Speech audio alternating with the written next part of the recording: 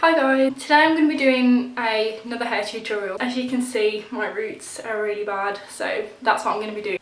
I'm also going to apologise to any of my subscribers that I haven't put a video up for a while, but I've been really busy on holiday and everything, so that's the reason. Let's get on with the tutorial.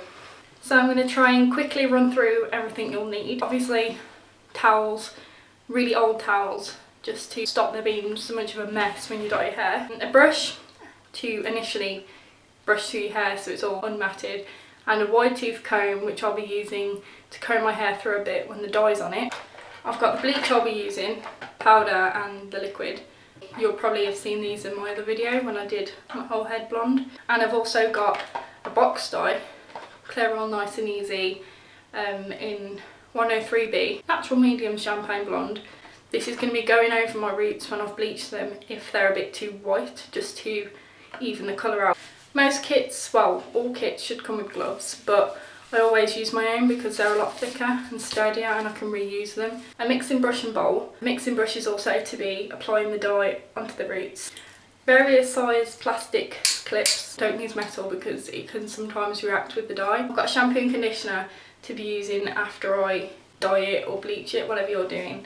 I've got my Voke touch of silver, which you've probably seen in my last videos, because when I bleach my roots it might end up being a little bit yellowy. And a spray bottle. You don't have to have one of these, but if I put the dye over my bleached roots afterwards, I may be spraying my hair with water and putting the dye on wet hair so it's not as strong. So I think that's it. I'm going to quickly run through the tutorial and I hope you enjoy it. So I've quickly brushed my hair. Obviously you didn't want to watch me doing that. Make sure it's on unwashed hair because that's usually what the box dyes ask for, because the natural oils in your hair protect it. Brush it through. Now we'll be making the bleach or the dye. I'm going to start off with making my bleach. I'm just going to mix 50-50.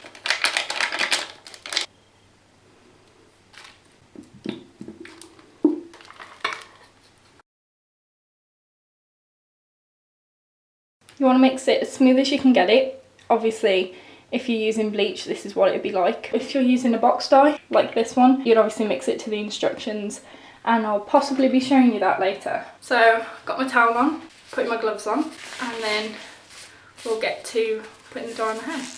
So first of all, I'm going to part my hair where I'd usually have my parting, which is obviously there. I'm going to put the bleach on that first, and then I'm going to go through the areas of my roots that you can usually see most, such as the front hairline, around the face and areas like that, and then we'll get on to actually bleaching the rest of the roots.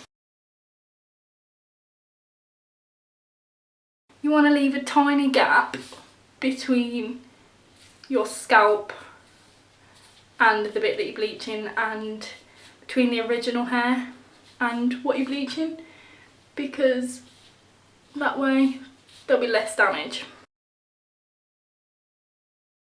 And we'll just do the front.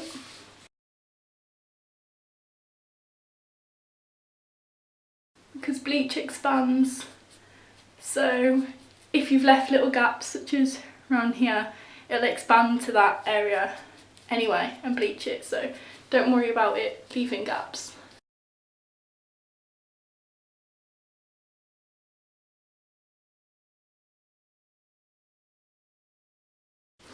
You might need to get someone to help you with the hairline at the back and the back roots, but I'm going to try and do mine myself. Use the end of the comb, just separate, make another parting, separate the hair over like that, and add more bleach.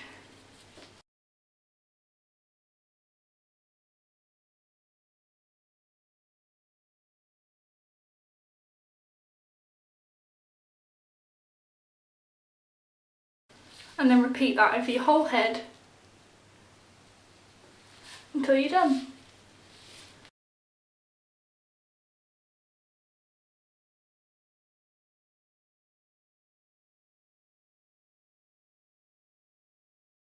So you want to check that every single hair is covered, and then section your hair off and clip it up like so, and then do that over your whole head, which I've I've done, and then leave it for as long as it tells you to, which in my case would be about 45 minutes. So as you can see, I've washed the bleach out of my hair and my roots are done. Obviously there's a slight orange tint to it, which is what I expected because my hair's dark. So I'm going to be putting an ash tone permanent dye over this to like even out the colour to match the rest of my hair. You'll be seeing the process of doing your roots essentially with a box dye as well. As I said before, I'm going to be using Clairol's Nice and Easy. Usually you get the developer and the activator and you get a conditioner. You just mix, in this case, the colour blend formula into the bottle of activating cream and then shake it up and then apply that to your head, which I'm going to show you now. As I did before, I'm going to section off bits of my hair at a time, put it on the roots, leave it before I put it on the rest of my hair.